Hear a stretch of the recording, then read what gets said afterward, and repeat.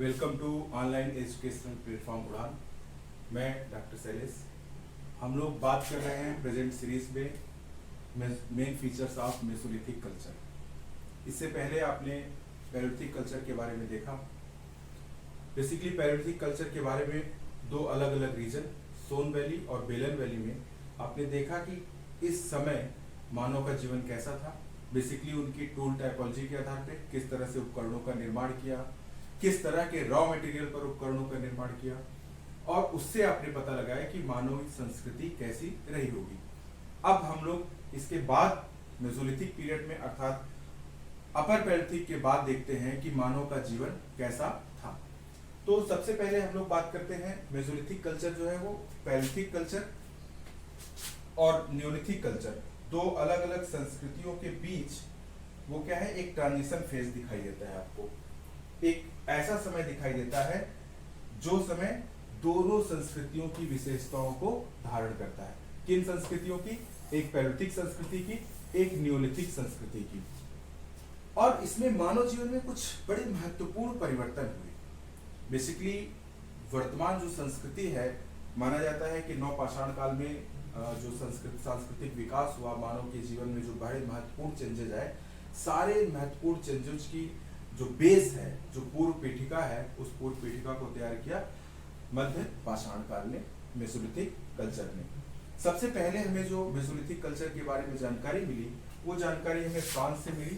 France में एक place है मास द एजिल, वहां पे 1887 में सबसे पहले हमें एक ऐसी संस्कृति के बारे में जानकारी मिली जो संस्कृति दो अलग अलग काल की विशेषताओं को धारित करती थी। वो अलग अलग काल क्या थे?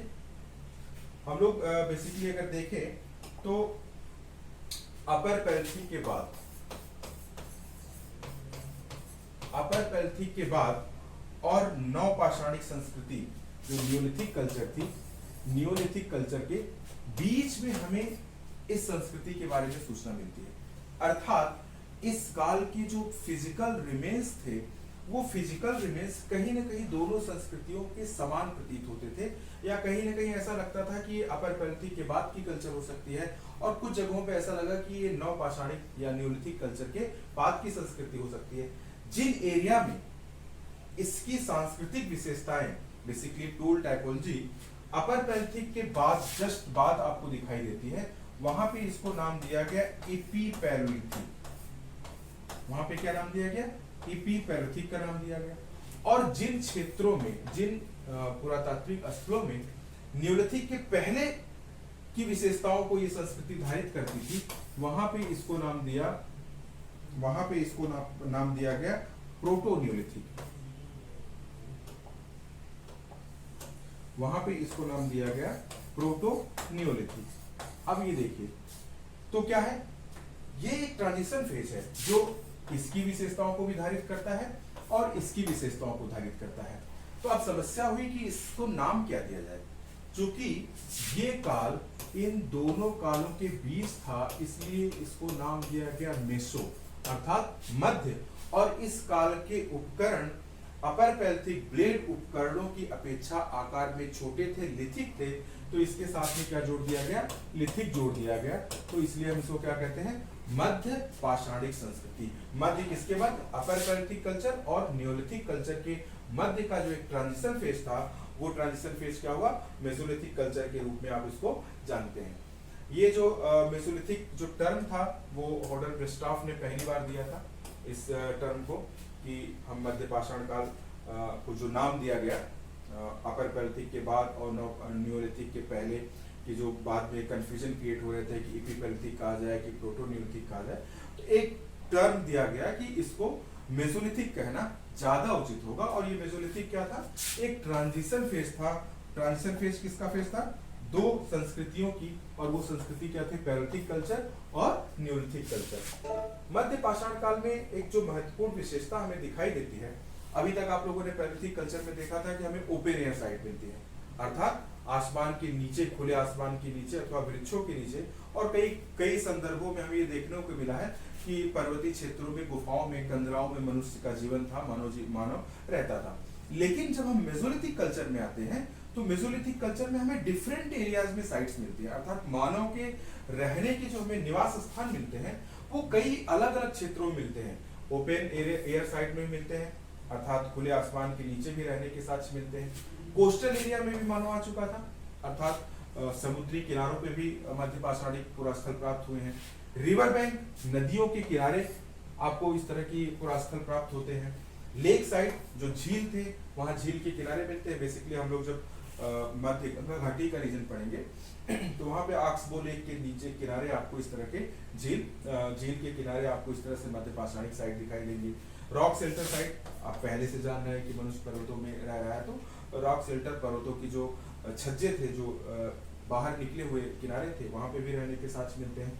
और सैंडी एरिया साइट, रेगिस्तानी क्षेत्र जो वर्तमान में है, वहाँ पर आपको बालू के जो टीले हैं, लेक जो है, उनके किनारे भी आपको इस तरह की साइट मिलती है।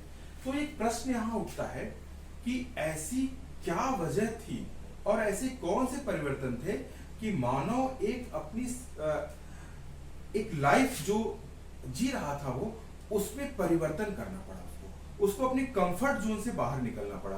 तो उसका उत्तर है कि ये ऐसा काल है जिसमें न केवल मनुष्य के पॉपुलेशन में इंक्रीजमेंट होता है बल्कि उसका एक्सटेंशन भी होता है, अर्थात जनसंख्या में भी वृद्धि होती है और मनुष्य के विस्तार में भी यहाँ पे आपको विस्तार भी अधिक देखने को मिलता है। तो जनसंख्या में वृद्धि और विस्तार क्यों हुआ? इसका मतलब है कि मानव के अनुकूल परिस्थितियां हुई, जो पर्यावरणीय परिस्थितियां थी, जो प्राकृतिक वातावरण था, वो मानव के रहने के ज्यादा योग्य हो गया। तो हम ये देखते हैं कि किस तरह का ये परिवर्तन हुआ, इस परिवर्तन में क्या प्रमुख चीजें थी, हम लोग इसके बारे में बात करते हैं। मध्य पाषाणिक जो पुरास्थल थे, आप देख रहे हैं कि हैबिटेट इनका बदल रहा है, सेमी सेडेंटरी लाइफ की तरफ जी रहे हैं। इससे पहले वो नॉर्डिक जीवन जीते थे, यायावर जीवन जीते थे, लेकिन अब वो स्थिर जीवन की तरफ बढ़ रहे हैं। रॉक शेल्टर्स के भी साइट मिल रही हैं, हट्स मिल रही हैं। एक बड़ी महत्वपूर्ण विशेषता आपको इस काल में दिखाई दे रही है कि यहाँ पर अब आपको मनुष्य झोपड़ियों का निर्माण करके रहने लगा। ये एक बड़ी इंपॉर्टेंट चीज है, क्योंकि झोपड़ियों का निर्माण करना क्रॉफ्ट एक्टिविटी को भी बताएगा, क्योंकि उसके लिए उनको बांस बल्ली को काटना पड़ेगा, ग्रासेस को काटना होगा, नरकुल को काटना होगा, जिससे वो अपने छज्जे बना सके। और झोपड़ियों का निर्माण ये बताता है कि मनुष्य अपने कंफर्ट जोन से बाहर आकर कुछ ऐसी जगहों पे रहने का प्रयास कर रहा है जहां पर उसे खाद्यान्न या इस तरह से जो उसकी आवश्यकताओं की पूर्ति है वो पहले की अपेक्षा ज्यादा बेहतर तरीके से हो रही है, इसलिए उसको कंफर्ट जोन को छोड़ना पड़ेगा। मोड ऑफ प्रोडक्शन क्या था? अभी तक आपने पढ़ा कि हंटिंग गैदरिंग मनुष्य के जीवन का मोड ऑफ प्रोडक्शन था। यहाँ पे भी हंटिंग गैदरिंग दिखाई देता है, लेकिन धीरे धीरे जो है संग्रहण की गतिविधियां आपको बढ़ती हुई दिखाई देती है और साथ में हंटिंग चलती रहती है। पेस्टोरल लाइफ, कुछ क्षेत्रों में आपको पशुओं को पालतू बनाने की प्रक्रिया चल रही है। तो ये हंटिंग गैदरिंग और हंटिंग लाइफ ये दिखा रही है कि अब मनुष्य को उसकी उदर पूर्ति के लिए, उसके भोजन के लिए जो है ज्यादा वस्तुएं मिल रही है, ज्यादा चीजें प्राप्त हो रही है, इसलिए वो अब एक स्थिर जीवन की तरफ बढ़ना प्रारंभ कर देगा। टूल टेक्नोलॉजी में जो परिवर्तन हुआ वो ब्लेड टूल बनने लगे। अब यहाँ पे आप देखेंगे कि मेसोलिथिक फेज में आपको उपकरणों के निर्माण की तकनीक में भी परिवर्तन दिखाई देगा और उपकरणों के आकार प्रकार में भी परिवर्तन दिखाई देगा। अगर हम प्रारंभ से देखें, जिसको हम लोग एपिपैलेथिक फेज कहा था, अर्थात जो अपर पैलेथिक के जस्ट बाद का मध्य पाषाणिक पुरास्थल होंगे, वहां पर आपको एक चीज दिखाई देगी। वो चीज क्या थी? वहां पे आपको ये दिखाई देगा कि इनके जो उपकरण हैं उनमें कोई विशेष बहुत परिवर्तन नहीं होगा, बस वो क्या हो जाएंगे, आकार में छोटे हो जाएंगे। ये सामान्य तौर पे अपर पैलेथिक जो ब्लेड टूल आपके बनते थे, तो अंतर क्या हो जाएगा, आकार में छोटे हो जाएंगे। ये प्रारंभिक दौर में आपको दिखाई दिया, लेकिन धीरे धीरे इन उपकरणों में और परिवर्तन दिखाई देगा, जिसको हम लोग ज्योमेट्रिकल टूल कहते हैं, ज्यामिति प्रकार के टूल कहते हैं। क्यों कहते हैं? क्योंकि वो ज्योमेट्री से काफी कुछ उनकी आकृतियां मिलती जुलती आपको दिखाई देती हैं। वो ज्योमेट्रिकल टूल किस प्रकार थे? जैसे उन्होंने ट्रायंगल बनाया, ट्रायंगल बनाने के लिए उनको कुछ नहीं करना है, बस उनको इस ब्लेड टूल के प्लान फॉर्म को पकड़ना है और इसको तोड़ देना है। इस एरिया को क्या करना है, उनको तोड़ देना है। जब इस एरिया को वो तोड़ देंगे तो वहां पे क्या दिखाई देगा, एक आपको तिर्यक त्रिभुज की आकृति आपको दिखाई दे रही है। उन्होंने अर्धचंद्राकार उपकरण बनाए, जिसे आप क्या कहते हैं, जिसे आप ल्यूनेट बोलते हैं। अर्धचंद्राकार उपकरण बनाए, जिसे आप क्या बोलते हैं, ल्यूनेट बोलते हैं। ये अर्धचंद्राकार उपकरण भी ब्लेड टूल के प्लेटफॉर्म पर ही था। आपने एक सामान्य ब्लेड लिया और इस ब्लेड पर क्या किया आपने, इस तरह से इसको तोड़ दिया, ये हिस्सा आपने तोड़ दिया। तो आप ये देखिए, आपको ये एक अर्धचंद्राकार आकृति प्राप्त होगी। तो इस तरह के जो उपकरण प्राप्त होते हैं उन्हें आप क्या कहते हैं, ज्योमेट्रिकल टूल। सामान्य ब्लेड उपकरण क्या हुए, आकार में छोटे हुए, साथ ही साथ उन्होंने ज्यामिति प्रकार के उपकरणों का निर्माण प्रारंभ कर दिया। क्यों ऐसा किया, क्या वजह थी जो उन्होंने ज्यामिति प्रकार के उपकरणों का निर्माण किया, अभी हम लोग इसको देखते हैं आगे। रॉ मटेरियल, उपकरण निर्माण के लिए जो पत्थरों का प्रयोग किया। चर्ट, आप जानते हैं कि अपर पेल्थिक फेस से ही चर्ट का प्रयोग होने लगा। यहाँ और डिफरेंट टाइप के क्रिप्टोक्रिस्टलाइन मटेरियल का प्रयोग होने लगा, जिसमें चर्ट, जस्टनी, अगेट, कार्नेलियन, जेस्पर इत्यादि। इसका मतलब है वो पहले की अपेक्षा ज्यादा मजबूत और ज्यादा कठोर पत्थरों का प्रयोग कर रहा है। क्यों, क्योंकि उसे जो अपने टूल बनाने हैं वो पहले की अपेक्षा आकार में छोटे बनाने हैं, और उनकी वर्किंग एज, जिससे कार्य करना है उनको, वो पहले की अपेक्षा ज्यादा शार्प होनी चाहिए। क्यों शार्प होनी चाहिए, क्योंकि उनको कुछ क्राफ्ट एक्टिविटीज भी करनी है, इस तरह की कुछ क्राफ्ट एक्टिविटीज करनी है। ये सब परिवर्तन क्यों हो रहे हैं, बेसिकली ये सारे के सारे परिवर्तन इस वजह से हो रहे हैं, इन्वायरमेंट में चेंजेस की वजह से हो रहे हैं। मध्य पाषाण काल में वातावरण में, जलवायु में परिवर्तन हुआ और होलोसीन पीरियड आ गया। होलोसीन पीरियड मतलब नूतन काल, और नूतन काल के जलवायु की विशेषता जो है वो ये है कि अब क्लाइमेटिक फ्लक्चुएशन स्टेबल हो गया। जलवायु परिवर्तन क्या हो गया, स्थिर हो गया, और उस स्थिर जलवायु परिवर्तन ने क्या किया, बड़े बड़े ग्रासलैंड को जन्म दिया, अर्थात बड़े बड़े घास के मैदानों का जन्म हुआ। घास के मैदानों का जन्म हुआ, उससे क्या हुआ, ग्रेजर्स आ गए, घास खाने वाले जानवर आ गए। और घास खाने वाले जानवरों की दो महत्वपूर्ण विशेषताएं होती हैं, एक तो वो स्पीडी होते हैं, वो तेज गति से आगे बढ़ते हैं, और दूसरे वो प्रोडक्शन ज्यादा करते हैं, अर्थात ज्यादा बच्चे पैदा होते हैं। तो इसकी वजह से मानव को क्या लाभ हुआ, पहली वजह से तो नुकसान हुआ, क्योंकि वो तेज गति से जाते हैं तो उनका शिकार करना थोड़ा मुश्किल हुआ। तो उसके लिए उसने क्या किया, उसने अपने उपकरण में परिवर्तन कर दिया। अब वो बड़े उपकरणों का निर्माण नहीं कर रहा है, बल्कि छोटे उपकरणों का निर्माण कर रहा है, और उन उपकरणों को एरोहेड पर, बाण, तीर, धनुष इत्यादि में फिट करके मारना ज्यादा आसान हुआ। इसलिए उसने क्या किया, अब इसलिए उसने इस परिवर्तन की वजह से, अपने शिकार की गतिविधि में परिवर्तन की वजह से उसने क्या किया, छोटे उपकरणों का निर्माण किया। दूसरी जो महत्वपूर्ण चीज होती है, ग्रेजर की वजह से प्रोडक्शन ज्यादा होता है। तो प्रोडक्शन ज्यादा होने की वजह से आपको शिकार ज्यादा मिलेगा। तो इसका मतलब है कि एक पर्टिकुलर एरिया को आपको एक ग्रुप के लिए पहले की अपेक्षा ज्यादा दिनों तक वहां पे आपको भोजन उपलब्ध हो सकता है। इसका मतलब है कि आपको अपने खाद्यान्न की पूर्ति के लिए ज्यादा दूर तक भ्रमण नहीं करना पड़ेगा। आपके जीवन में कहीं ना कहीं स्थिरता आनी शुरू हो जाएगी। और होलोसीन पीरियड में जब ग्रासलैंड आए, तो इन ग्रासलैंड का एक और चीज दिखाई देती है जो बड़ी इंपॉर्टेंट है। जो वर्तमान में कल्टीवेशन हो रहे हैं, जितने भी फसलों के कल्टीवेशन हो रहे हैं, वो फसलें अपने वाइल्ड फॉर्म में कब आपको दिखाई देती हैं, इसी होलोसीन पीरियड में दिखाई देती हैं, जहां पे ये फसलें अपने वाइल्ड फॉर्म में थी, जिनको हम प्रोजेनिटर्स कहते हैं।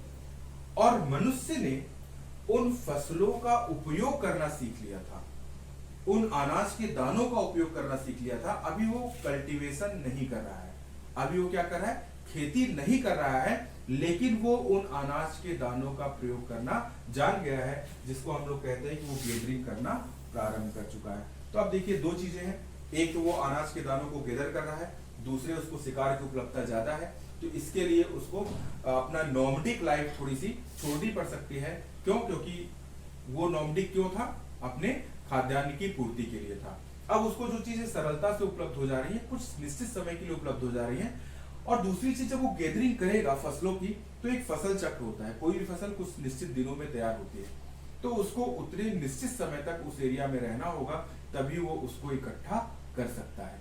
तो इन गतिविधियों ने क्या किया, मनुष्य के जीवन में परिवर्तन किया। और ये ग्रासलैंड होंगे कहाँ, मैदानों में होंगे, पर्वतों पे तो होंगे नहीं, नदियों के मैदानों में होंगे, नदियों के किनारे होंगे। तो आपको अपना वो लाइफ छोड़ के आनी पड़ेगी। जो पहले से आप पर्वतों के गुफाओं में रह रहे हैं, ओपन एरिया में रह रहे हैं पर्वतों पे, अब आपको छोड़ के आना पड़ेगा। कहाँ आना पड़ेगा? मैदानों में आना पड़ेगा।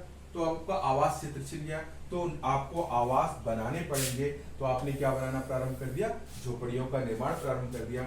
और झोपड़ियों के निर्माण में आपको क्राफ्ट एक्टिविटी करनी पड़ेगी, डिफरेंट टाइप की गतिविधियां करनी होंगी, कटिंग करनी पड़ेगी, बोरिंग करनी पड़ेगी, स्क्रैपिंग करनी पड़ेगी, काटना, छीलना, खुरचना, इस तरह की गतिविधियां करनी पड़ेंगी, तभी आप हट्स का निर्माण कर पाएंगे।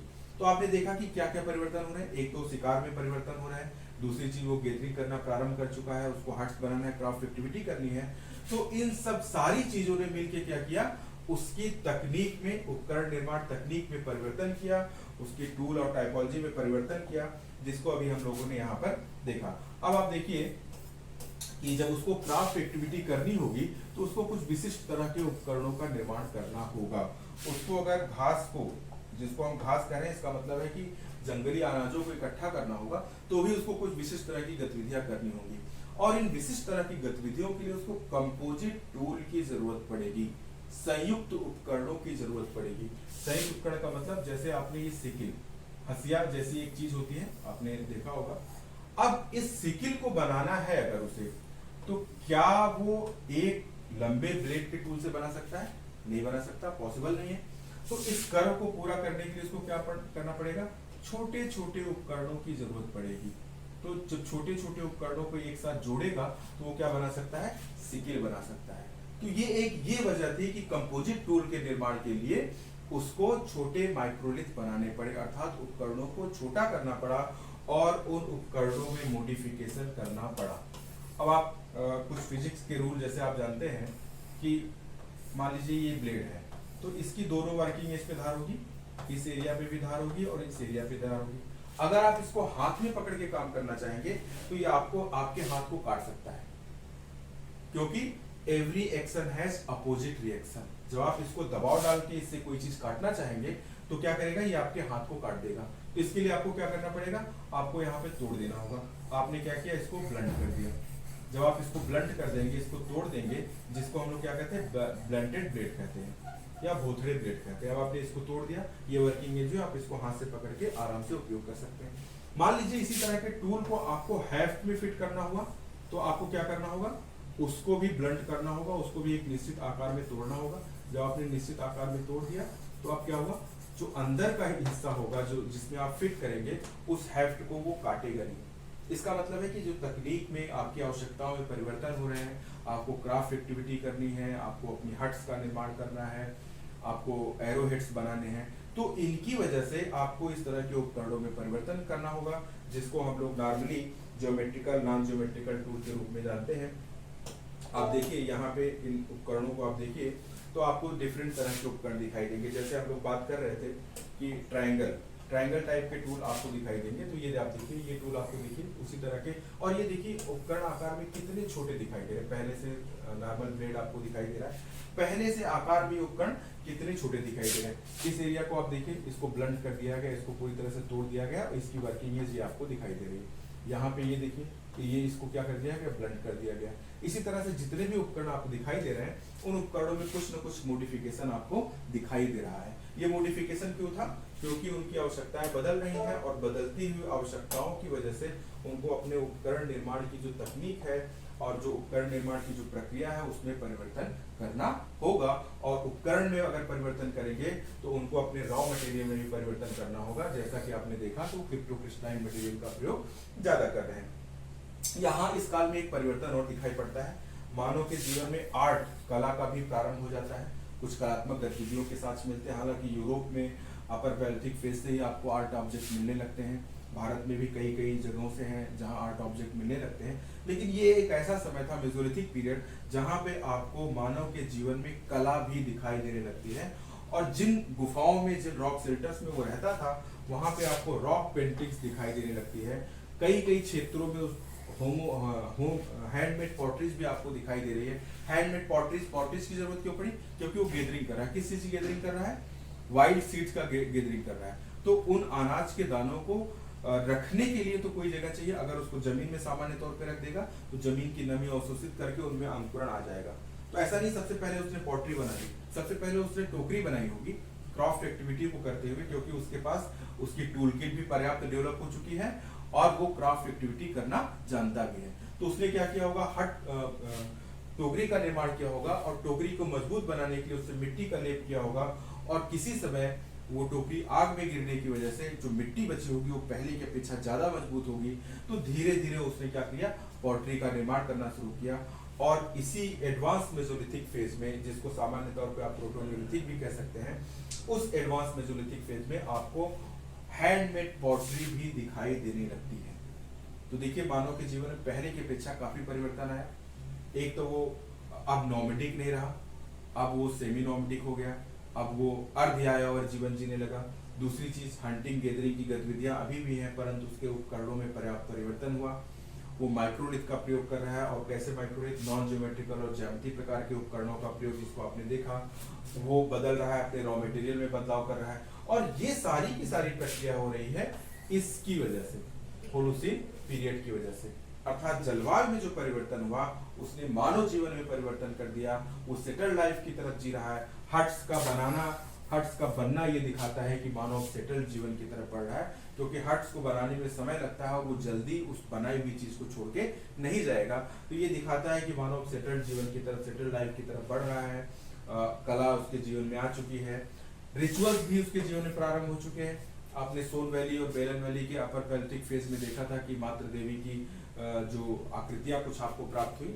यहाँ पे आपको बरियल सिस्टम दिखाई देगा, अर्थात वो अपने मृतकों का संस्कार भी करने लगा है, और उन बरियल्स में, उन समाधानों में वो क्या कर रहा है, कुछ सामग्रियां भी रख रहा है। इसका मतलब एक निश्चित आचार विचार आ चुका था कि मृत्यु के बाद के जीवन के बारे में भी वो सोचने लगा था। इसकी जो टाइम फेज आपको दिखाई देता है, लगभग 10,000 साल से 6,000 साल के बाद ये दिखाई पड़ता है। अर्थात अपर पैलेटिक फेज के बाद और न्यूलिथिक फेज के जस्ट पहले का जो ये ट्रांजिशन फेज है, लगभग 4,000 सालों का एक जनरल जो है क्रोनोलॉजी इसकी है, लगभग 4,000 सालों का एक ट्रांजिशन फेज, जिसको आप मध्य पाषाणिक संस्कृति के रूप में जानते हैं।